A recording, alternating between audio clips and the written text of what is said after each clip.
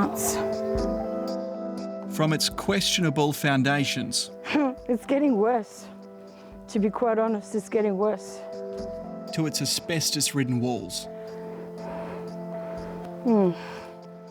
Anne Maguire has no faith in the integrity of her fibro home, nor her landlord, the New South Wales government.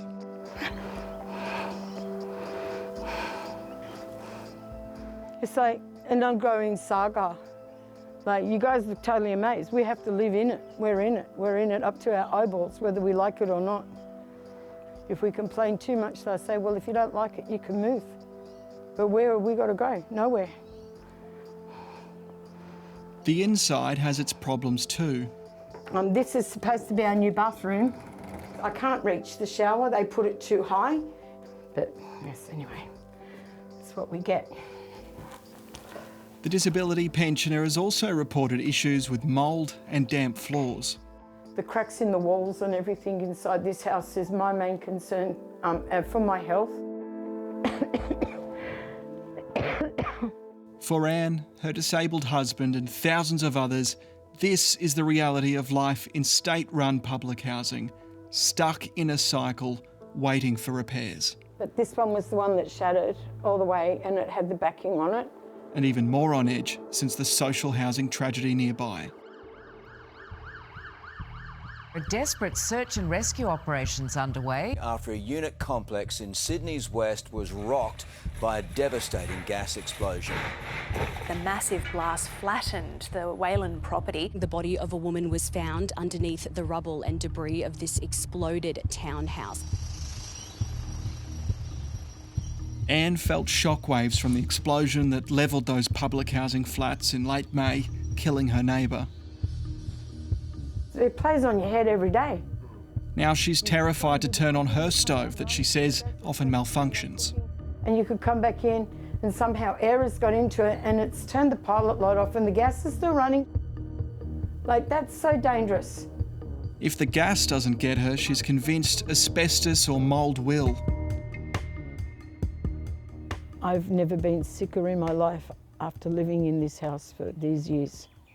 I have health problems with my lungs, my emotion, depression, anxiety.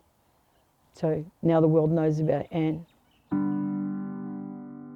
Homes New South Wales said over the past 5 years it's tried to help fulfil Anne's requests in a timely manner.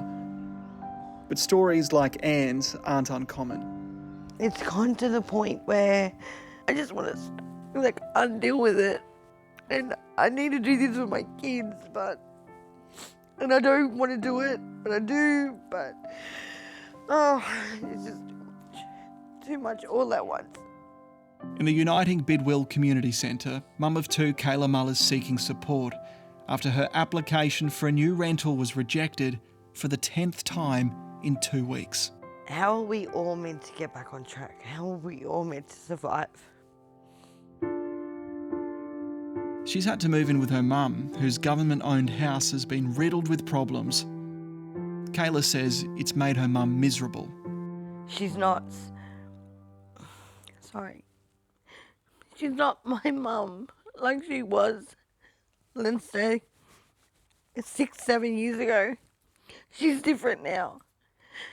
And people need to understand that not only are you in a housing commission, it's not your fault that the house has gone the way it has.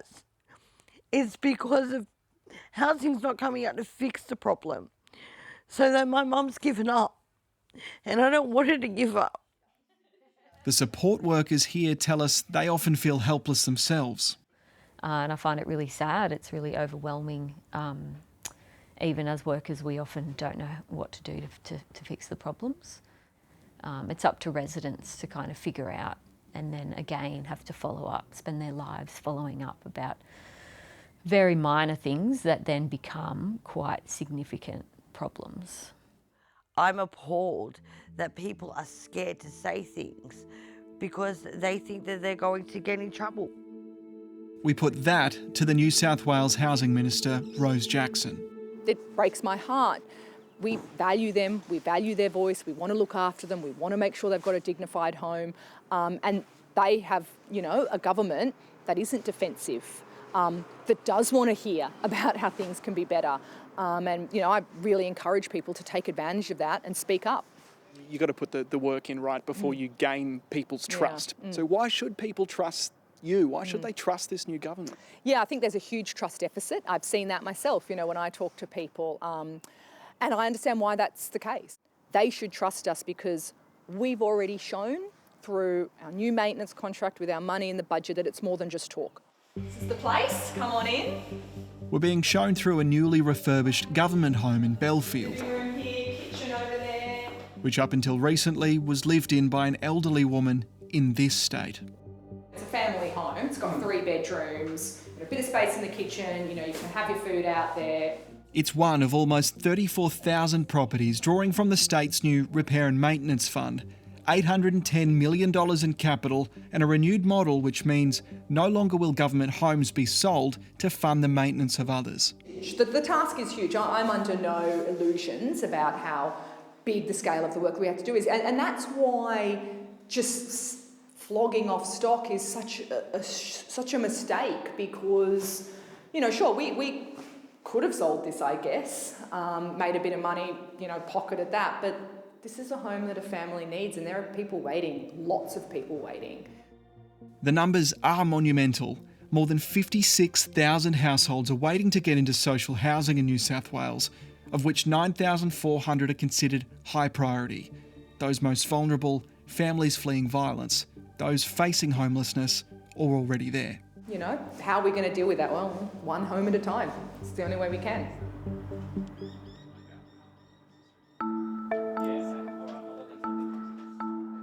The state's new maintenance hub is now responsible for progressing the work. Yeah, sure. Thanks, Tim. Instead of offloading case management to contractors, staff are working with residents directly.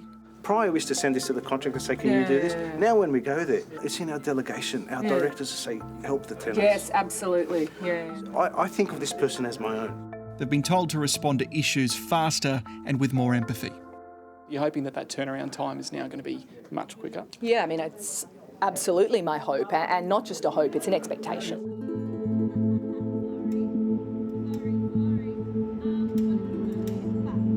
We've seen huge changes over the past couple of years, particularly in the last 12 months. We've really seen numbers skyrocket. You get a better sense for the urgency to repair those unlivable state-owned homes when you come to a place like this. At Belmore Park, homeless people gather for food, health checks and help with housing. We only started this in December last year and it's grown and grown and grown ever since. We spoke with several rough sleepers on the government's so-called high priority list, including Mari. I've been waiting since Christmas time, a little bit about November last year. They said they didn't have any properties available, but you see empties around, like, you know, there's all down in my street is all empties.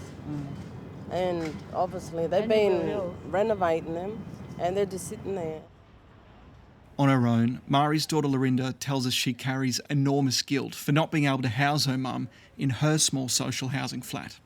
I can't comprehend the pain half of the time because I cry just to see her having to walk out with all her bags sitting on the streets. Like, I wouldn't wish that on my worst enemy. Speaking from experience, Lorinda lived on the street for 6 months. It's depressing. I ended up in a mental health facility. Why? Because I tried to kill myself because I thought, you know, being housed in a grave would probably be better than being on the streets. How life-changing was it for you when you finally got, you know, that place, that roof over your head? I've actually got my life together now. Like, me having my unit, like, it built me back up to where I needed to be, my mental health, everything.